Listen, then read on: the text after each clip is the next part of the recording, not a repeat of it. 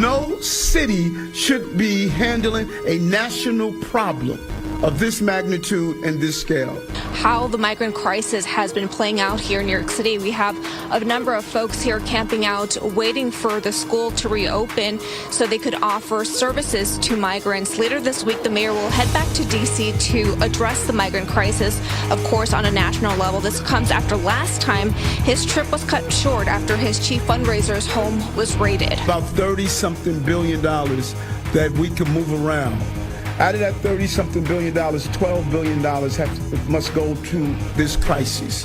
City officials say the shelter system has been overwhelmed by the nearly 100,000 migrants and asylum seekers who have arrived in New York since spring 2022. Further complicating things, Republican governors like Greg Abbott of Texas have been sending thousands of migrants to New York City and other so-called sanctuary cities. We need help.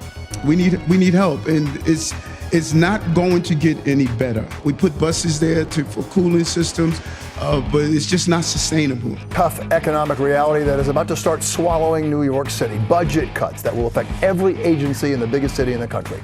Mayor Adams faced when he took office with a huge challenge of rebuilding New York City's economy after the pandemic, but now overrun by the challenge of asylum seekers pouring into New York. The cost, more than $11 billion. The cuts starting this month will affect every agency in New York, from libraries to the NYPD to fill in the blank.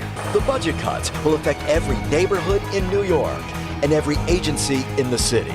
The FDNY will not be spared. The sanitation department will make fewer collections. But the cuts will cut deepest at the NYPD, where the Adams administration has proposed shrinking the department by 13.5% within just 2 years. Do not come. Do not come. I'm going to come.